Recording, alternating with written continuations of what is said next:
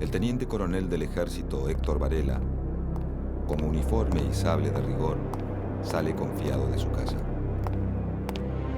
Inesperadamente un hombre le corta el paso. El teniente coronel, sorprendido, intuye que su vida corre peligro, pero es demasiado tarde. Una bomba casera explota a sus pies y lo hiere gravemente.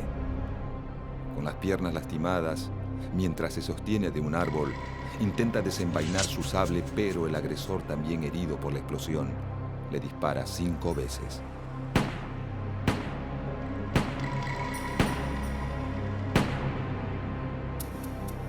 El laureado teniente coronel del ejército, Héctor Varela, muere.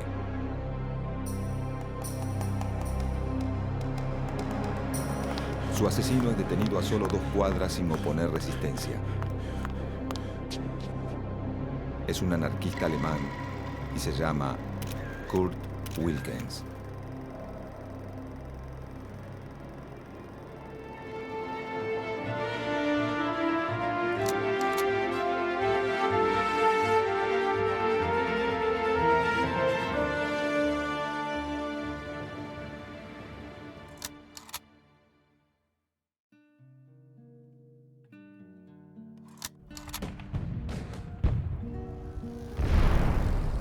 La Primera Guerra Mundial, desatada en 1914, provoca un fuerte impacto en la economía argentina, dado que Gran Bretaña, Francia, Bélgica y Alemania, sus principales socios comerciales, forman parte del conflicto internacional.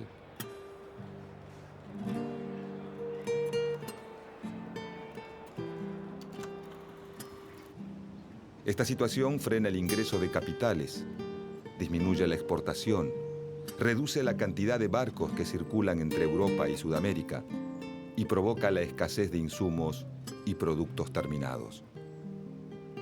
Para los trabajadores argentinos, la crisis significa escasez de empleo.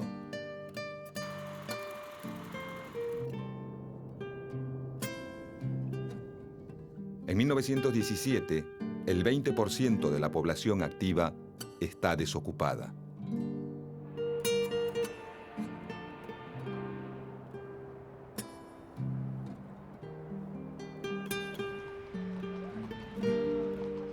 Caen los salarios nominales y la desocupación le quita fuerza a las huelgas como herramienta de lucha y negociación.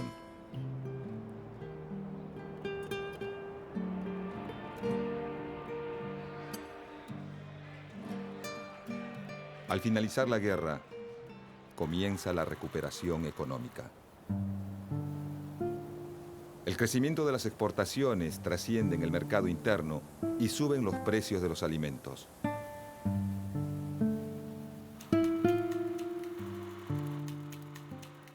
Al mismo tiempo aumenta la demanda de mano de obra y esto mejora la posición de los trabajadores que comienzan a reclamar mejores salarios.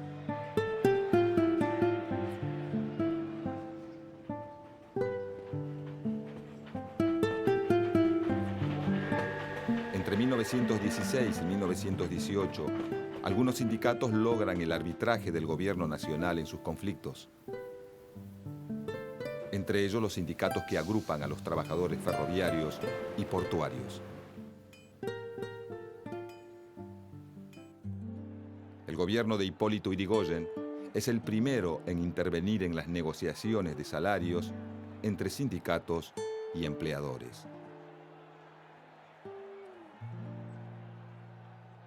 Esta situación fortalece la posición de sindicatos de larga trayectoria, como la Fraternidad de Maquinistas, creada en 1887, y de otros más recientes, como la Federación Obrera Marítima y la Federación Obrera Ferrocarrilera, surgidas en la década de 1910.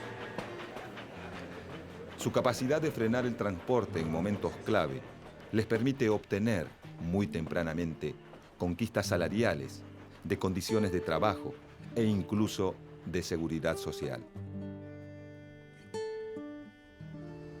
En diversas zonas urbanas como Rosario, Buenos Aires y el Gran Buenos Aires, el crecimiento del frigorífico industrial dedicado a la exportación y el de industrias orientadas al consumo local aumenta el número de trabajadores permanentes.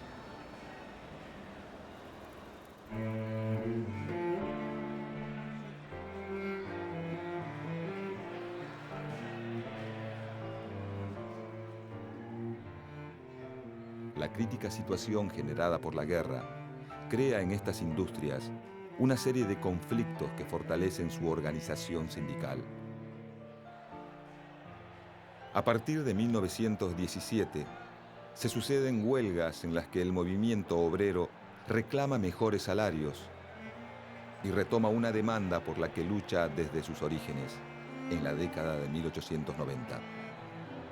La limitación de la jornada laboral a 8 horas diarias.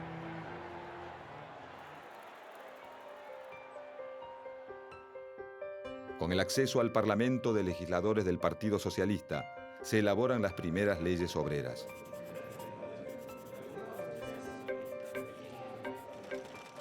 Se sancionan la Ley de Descanso Dominical, la Ley de Regulación del Trabajo Femenino e Infantil y la Ley de Accidentes de Trabajo. Las nuevas leyes regulan los horarios de trabajo, los días de descanso periódico pago y la licencia por maternidad, que revierte la situación a la que están sometidas las mujeres al momento de ser madres, quienes debían continuar en actividad o bien renunciar o ser despedidas. Los trabajadores de algunas industrias consiguen la jornada laboral de 8 horas, pero recién en 1929 llega a convertirse en ley nacional. El trabajo reglamentado y el contacto con las primeras formas de organización industrial de la producción genera una experiencia particular y un movimiento de sindicalización fuerte. Cuando la guerra llega a su fin, en noviembre de 1918, algunos sectores industriales logran mejoras en sus condiciones de trabajo, pero la situación general de los trabajadores argentinos sigue siendo precaria. Comparativamente, para la misma época, los obreros estadounidenses y europeos trabajan en industrias más consolidadas, forman una clase obrera más numerosa y tienen mayor experiencia de organización. La guerra crea alteraciones en el mercado de trabajo. Los puestos que los hombres dejan vacantes son ocupados por las mujeres.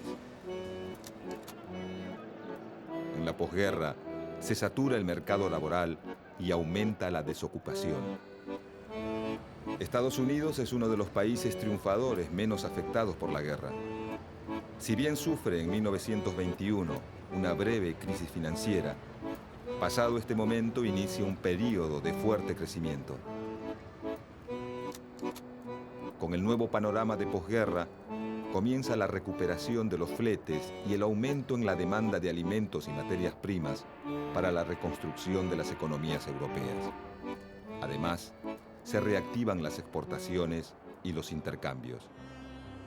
La economía argentina, que viene de casi 5 años de recesión, atraviesa fuertes presiones inflacionarias. Los precios de los alimentos y otros productos de primera necesidad se incrementan por su alza en el mercado internacional. Los trabajadores reclaman la suba de sus salarios para compensar el deterioro de su nivel de vida.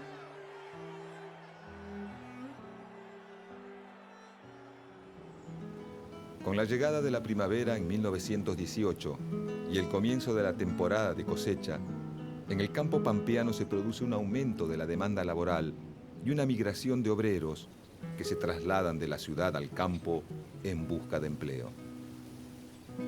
Todos los sectores laborales cuentan con mejores condiciones de negociación. Los trabajadores del transporte realizan paros y las cosechas se acumulan a la espera de ser cargadas en vagones o buques. La necesidad de mano de obra en el campo permite a los trabajadores estacionales reclamar mejores salarios.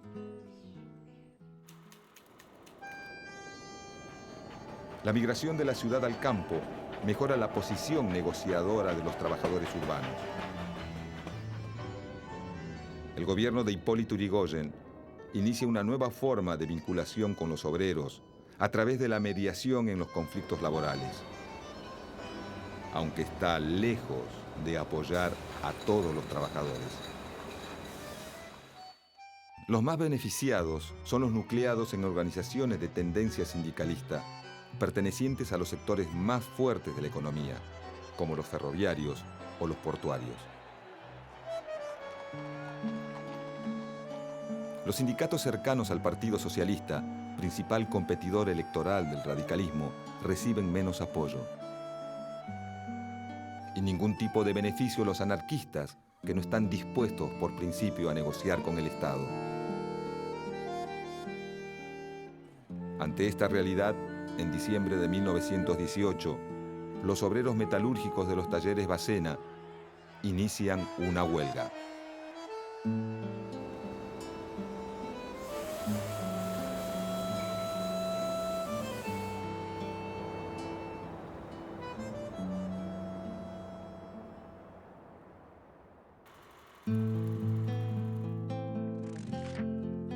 Los obreros de los talleres Bacena reclaman aumentos salariales y reducción de la jornada de trabajo a 8 horas. Los primeros días de enero de 1919, la empresa fragmenta la unidad de los huelguistas y consigue que varios empleados se reincorporen al trabajo. El 7 de enero, algunos de los obreros reincorporados a Bacena salen con las camionetas de la empresa desde los talleres ubicados en Cochabamba y La Rioja, en el barrio de San Cristóbal, en Buenos Aires, y se dirigen a buscar materias primas en el depósito situado en las calles Pepirí y Santo Domingo, en el barrio de Parque Patricios. Al llegar a Pepirí y Alcorta, un piquete los exhorta para que abandonen el trabajo.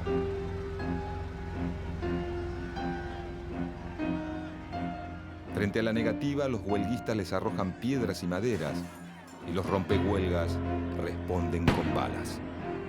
La guardia policial aprovecha el disturbio y desata la represión para garantizar la labor de los rompehuelgas.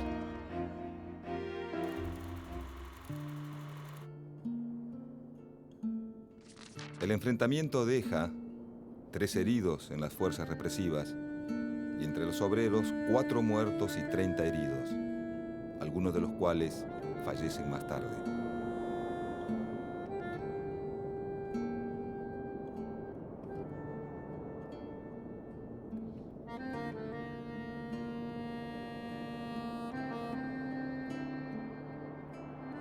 La fracción de la Federación Obrera Regional Argentina, controlada por los anarquistas, ve en estos hechos una oportunidad para la huelga general revolucionaria. Convoca el paro para el 9 de enero y organiza distintas formas de acción insurreccional.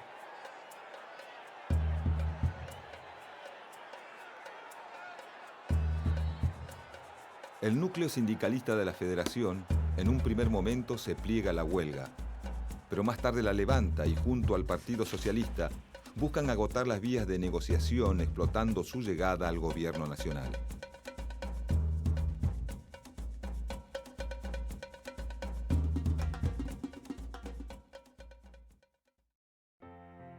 El 9 de enero se dispone también como fecha para sepultar a las víctimas. El cortejo fúnebre se convierte en un acto de protesta contra la represión policial.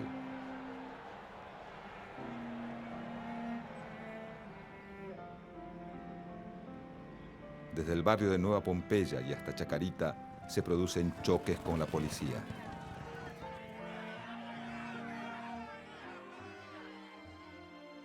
Al llegar al cementerio, las fuerzas policiales abren fuego contra la columna de obreros. Mientras tanto, en la planta de Bacena se cierra el acceso. Se forman piquetes de huelga y se instalan barricadas en distintas calles cercanas: San Juan, Cochabamba, Urquiza, La Rioja.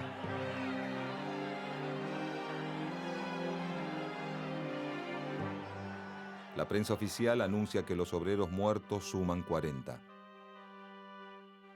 La prensa obrera cuenta un centenar y más del doble de heridos. El 10 de enero por la mañana, la ciudad está paralizada tanto por el acatamiento a la huelga como por el temor a sus consecuencias.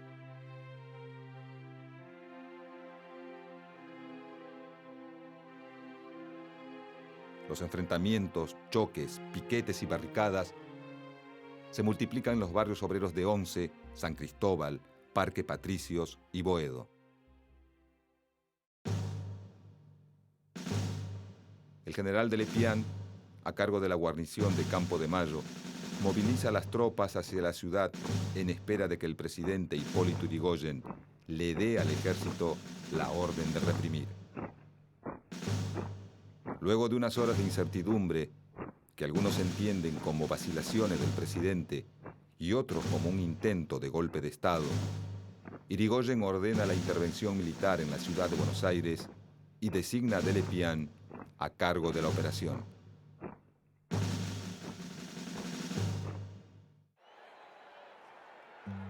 En la ciudad están movilizadas tanto las distintas tendencias de organizaciones obreras como las asociaciones patronales y los grupos reunidos en su apoyo.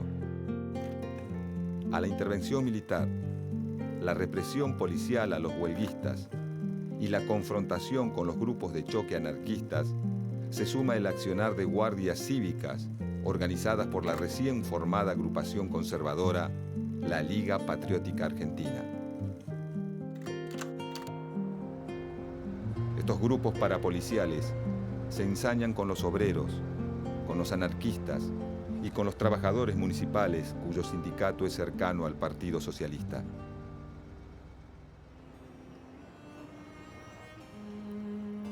Las fuerzas represoras despliegan sus ataques, particularmente en los barrios donde se concentra la colectividad judía, como Once y Villa Crespo, por considerarlos rusos y por eso sospechosos de revolucionarios.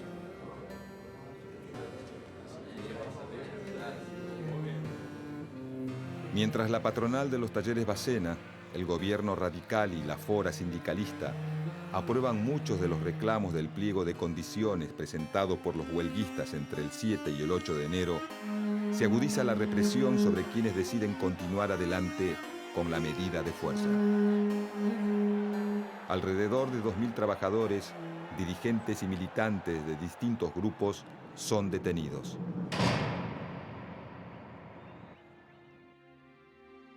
Las acciones organizadas por los obreros más radicalizados continúan por 3 días hasta el 13 de enero. La represión policial y militar también. La Semana Trágica no es la primera confrontación entre trabajadores y patrones, ni la única durante este año, pero sí una de las más sangrientas. Los reclamos a lo largo de todo el territorio nacional no se detienen.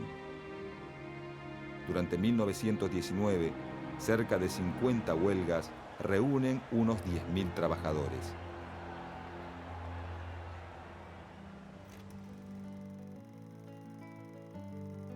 Los conflictos no se limitan al sector del transporte ni al urbano. Emergen también las huelgas entre los asalariados del sector rural.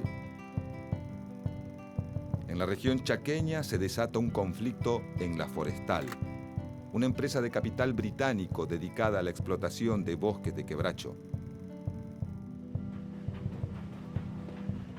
La compañía controla los ferrocarriles y la totalidad de los inmuebles en los pueblos fundados en torno a los obrajes, aserraderos y fábricas de tanino. Su vasto territorio comprende el norte de Santa Fe, buena parte del Chaco y algunas zonas de Salta y Corrientes. La explotación de los obreros y contratistas es brutal.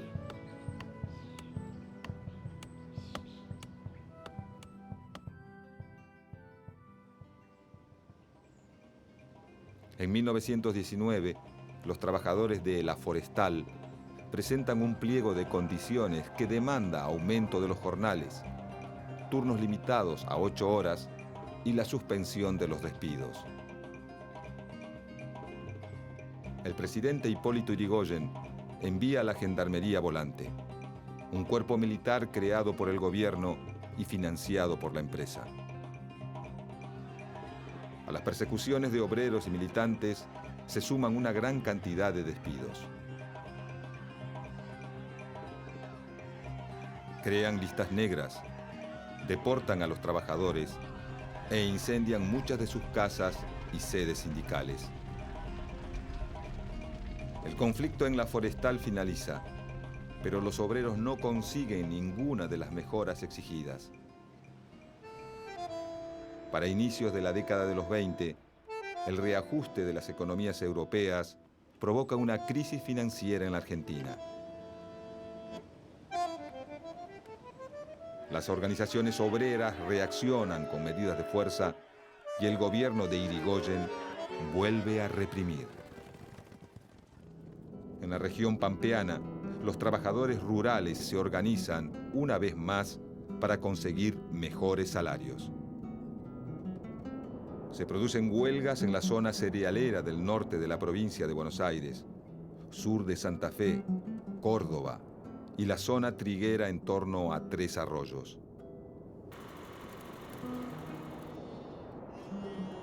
La escalada de la protesta obrera se da también entre los trabajadores de las estancias ovejeras en Santa Cruz, donde hacia fines de 1920 se inicia un nuevo conflicto. Los trabajadores rurales se organizan y exigen a sus patrones mejores condiciones de trabajo. La represión policial contra los delegados sindicales es feroz.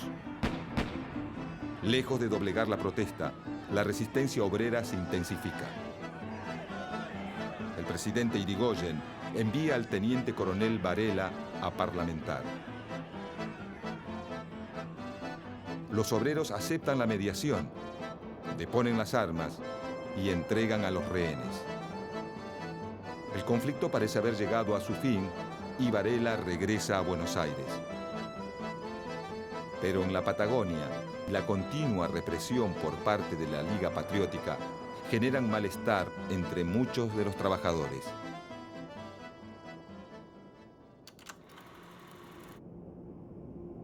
En agosto de 1921, deciden ir nuevamente a la huelga. Los obreros más intransigentes toman rehenes, saquean y queman estancias.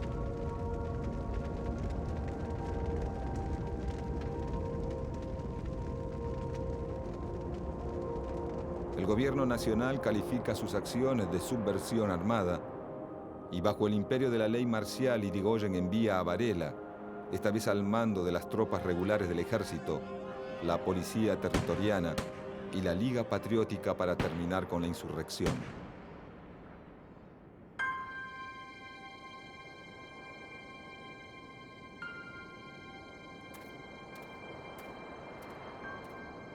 Las tres fuerzas reprimen, torturan, encarcelan y fusilan a los grupos de obreros que se entregan sin resistir, a los militantes más rebeldes y a cualquier sospechoso de tener simpatías anarquistas.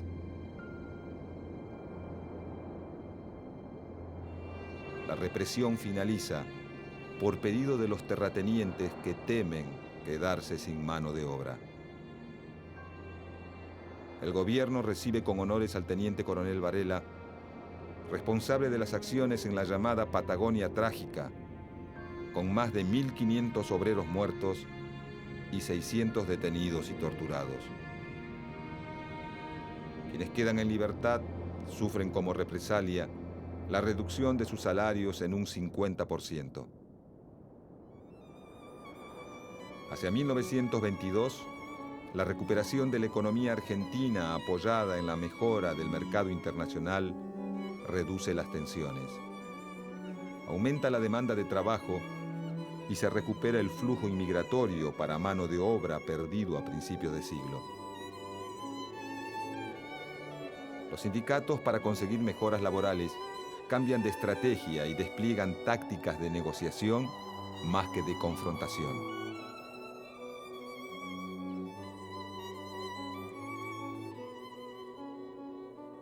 La mejoría económica y la represión despiadada sufrida por el naciente movimiento obrero imponen un período en el cual las diferentes formas de reclamos disminuyen la violencia en sus acciones. Pero los ideales de dos mundos diametralmente opuestos son irreconciliables.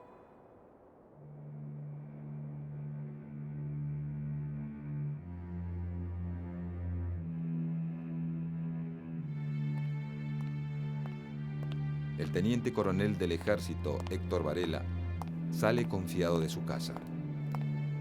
Inesperadamente, un hombre le corta el paso y le arroja una bomba casera que explota a sus pies y lo hiere gravemente.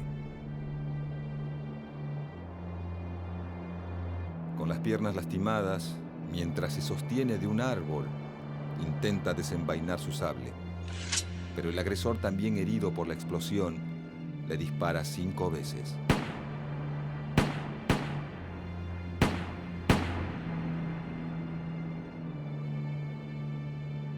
El teniente coronel del ejército, Héctor Varela, muere. El asesino, un anarquista alemán llamado Kurt Wilkens, es detenido a solo 2 cuadras sin oponer resistencia y declara: pueden matarme. He vengado a mis hermanos. 8 meses después, Varela es honrado con una placa. Los británicos residentes en el territorio de Santa Cruz, a la memoria del teniente coronel Varela, ejemplo de honor y disciplina en el cumplimiento de su deber. La semana trágica marca el fin de la estrategia insurreccional en el movimiento obrero, el debilitamiento del anarquismo, la consolidación de las estrategias sindicalistas y el surgimiento de una derecha militante y agresiva. Esta nueva derecha utiliza organizaciones parapoliciales con el objetivo de reprimir a un movimiento obrero al que acusa de estar inspirado en influencias consideradas nocivas, bolcheviques y anarquistas. Los conflictos desatados entre 1919 y 1922 afectan a trabajadores de todo el país, tanto a los urbanos de Buenos Aires y Rosario, como a los rurales de la región pampeana, del Chaco y la Patagonia. La oleada de conflictividad de esos años es el resultado de los efectos que la coyuntura internacional creada por la Gran Guerra tiene sobre la estructura de la economía nacional. El accionar represivo del Estado y de los grupos parapoliciales logra limitar la movilización. La recuperación económica reduce las tensiones sociales y las estrategias del movimiento obrero se reorientan hacia la búsqueda de canales de negociación con los patrones y hacia el amparo estatal. A fines de la década de los 20, la aparición de nuevas crisis reabrirá muchas de las tensiones experimentadas por el movimiento obrero argentino.